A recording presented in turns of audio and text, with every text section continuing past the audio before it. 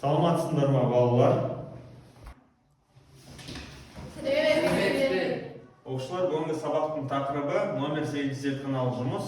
Тұрақты магниттің қасиеттерін зерттеу, магнит өрісінің бейнесін алу. Жалпы бүгінгі сабақтағы мақсат магниттің түрлі қасиеттерін зерттеу болып табылады. Магниттердің әртүрлі заттармен өзара әрекеттесуін зерттеу, тәжірибе арқылы магнит полюстерінің бар екендігіне көз жеткізу, аттас және әр аттас полюстердің өзара әрекеттесуін тексеру. Құрал жабдықтар не бізде? Құрал жабдықтар ретінде сендерге 6 прибор алып келдім. Әрқайсысын жеке-жеке жұмыс жасайсыңдар. Бұл жақта сендерде тұрақты магниттер берілген, жолақ шатар іздес, сосын тағатар іздес, және де көптеген пластмастан, алюминийдан, темірден жасалған заттар, темір үгінділері және де компас берілген. Бұның барлығы кәсіпкерлерге жұмыс жасау барысында керек болады. Олай болса, әрқайсысына қазір приборлармен таныспастан бұрын сендер бүгінгі сабақтың тақырыбын, мақсатын және де құрал жабдықтарын дәптерлеріңе жазып алыңдар.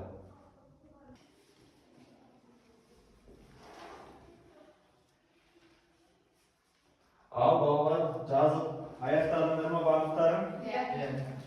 Жазып аяқтасаңдар, сендерге мына жерде приборларды беремін, құрал жабдықтарды. Осыларды қарап, шашпай, бір-бірімізбен араластырмай заттарды. Приборларды қарап шығамыз, жарайды ма? Приборларды аша берсеңдер болады.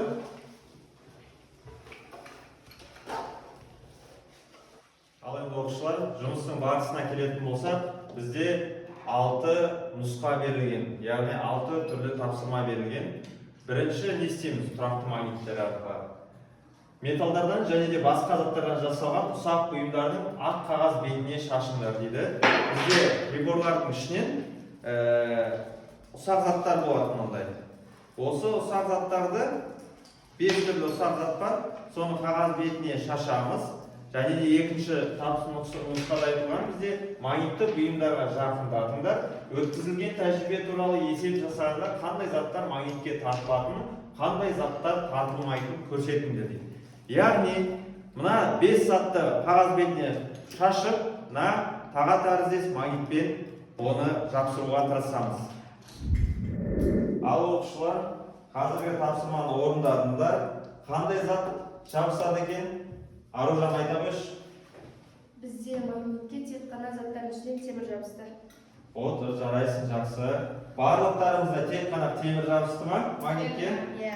Қалған заттар қандай заттар екен? Жабыспайтын заттар кім айта алады? Қандай заттар жабыспайды екен? Бізде алюминий, пластик, мыс жабыспайды, тек темір ғана жабысты. Яғни бізде тек қана темір ғана жабысады екен. Біз оны кітаптан осының алдындағы тақырыптан өткенбіз. Ферромагниттер деп аталады ол заттар. Жақсы.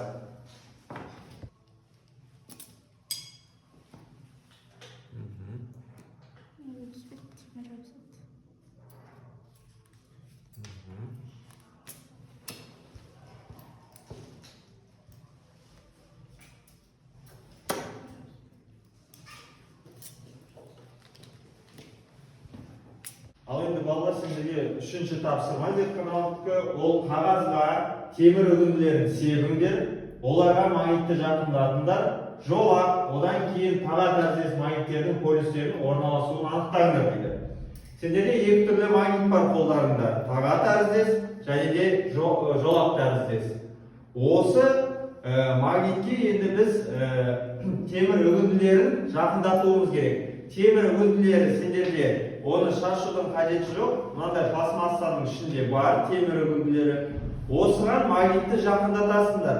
Жолақ тәріздес және де тағат тәріздес 2 магнитті жақындатқан кезде бұл қай жағына қарай жақсы жабысады екен, соны байқап қараңдар.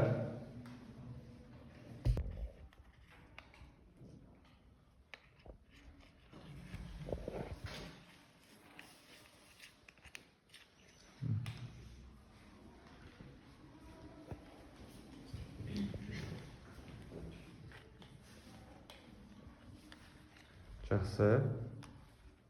Ал енді біз бел жағымен жабысақ қалай болады? Мына жағымен жапсырып көрейікші.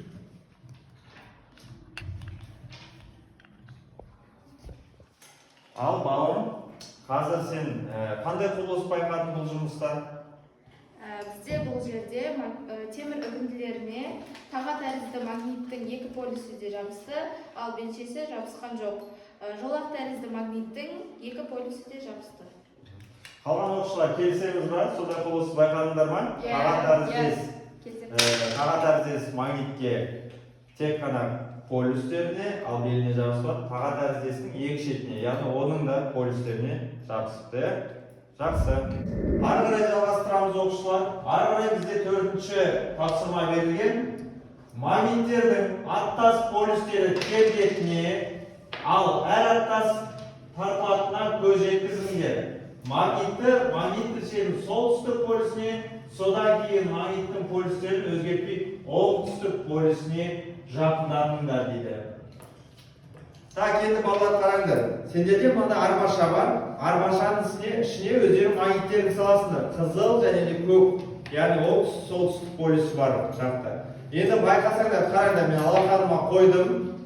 Қандай да бір жағымен жақындатсам, не істеді екеуі бір-біріне арба? Қазір не істеп жатыр бір-бірін? Итеріп жатыр, ал енді айландырып келемде екінші жағымен қоятын болсам, не істеп қалды? Бір-біріне жабысып жатыр. Осы заңдылықты зерттейсіңдер. Сендер магниттің оңтүстік-солтүстік полюсі белгіленген магниттермен зерттейсіңдер. Ал Нұрхан, маған көрсете қойшы. Қызыл мен қызыл жағын жақындатқан кезде қандай құбылыс байқадың?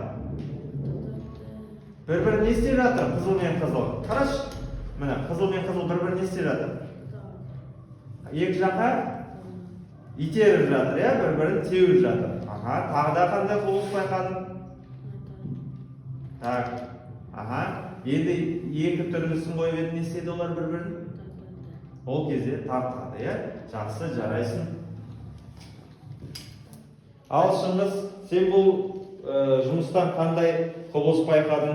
Бірдей полюстер келген кезде тебіледі, ал әр полюстер келген кезде бұлар тартылады. Партаның үстіне қойып, ал енді көрсетші, бір қолыңмен жақындап. Арбаны жабысырды. Бұл аттас полюстер, бір-бірін істеп жатыр? Итеріп жатыр бұлар. Жақсы. Келесі біздегі тапсырма, ол магнитке ұсақ шегелерден тізбек іліңдер дейді. Жоғарыда тұрған шегені ұстап магнитті алып тастаңдар. Неліктен шегелер тізбегі магнитті алып тастаған соң бірден шашылып кетпейді дейді. Балалар, сендерге сұрақ, темір мен темір бір-біріне жабыса ма? Жоқ. Мен мысалға екі шегені бір-біріне іліп ұстап тұра аламын ба? Жоқ. Ал енді физикада сондай құбылысты байқауға болады екен. Ол үшін бізге не керек? Міне қарапайым ғана ұсақ темірлерді аламын. Қараңдар, майда бір темірді ілдім, екінші темірді ілдім оған. Міне, бөлектір, үшінші темірді ілдім, және де төртіншіне ілдім. Байқағандардай тізбек құрастырып жатыр. Олар ешқандай да жалғанып тұрған жоқ, жай ғана ферромагнитиктерге айналып, яғни барлығы магниттің қасиетін бойына алып, яғни бір-біріне істеді, жабысты. Енді қалай ойлайсыңдар, магниттен ажыратсам, бұлар барлығы шашылып қала ма? Шашылмайды. Так, байқап көрейік олай болса, шашыла ма, шашылмай ма? Не істейді екен? Шашылмады. Яғни біздің қарапайым темірлер ферромагнитиктерге айналып, яғни магниттік қасиет бойында пайда болды да бір-бірін ұстап тұр. Қарапайым ғана бұны алып біз қазір бастапқыда шашып тастап, қайтадан магнитке жақындатпай, біраз уақытта қайта жабысақ, жабыспай қалады. Яғни қысқа ғана уақытта. Түсінікті ғой, Ал балалар, осымен бүгінгі зертханалық сабағымыздың соңына жеттік. Қорытынды біз бүгін магниттің бойындағы қасиеттерін барлығын қарап байқап шықтық. Бүгінгі сабақ бойынша сендерде сұрақтарың бар ма? Олай болса өздерінің дискриптор бойынша бағалап отырып, қанша балл жинағандарыңды айтыңдар маған. Так, біз бірінші балынан бастайық. Бал бүгінгі сабақта қанша балл жинады? 10 балл жинапты. Аружан, сенде қанша балл болды? 10 балл. Бериза Мурат, сенде қанша балл болды? 9 балл болды. Айдана 8 балл. Айдана бүгін белсенді қатысқан үшін мен саған тағы да 1 балл қосып беремін. Сондықтан сенде бүгінгі сабақта 9 балл жарайды ма? Так, Шыңғыс, сенде қанша балл болды? 7 балл. Нұрхан, сенде ше? Нұрханға қанша балл қойдың? Шыңғыс сен бағалап отыр. 7 балл қойдым. 7 балл ма? Екеуіңде 7 балл, иә? Жақсы. Олай болса сұрақ жоқ қой, сабақ бойынша. Жақсы. Қазір енді приборларды орнына саламыз, барлығын рет-реттеп. Сосын маған өткіземіз.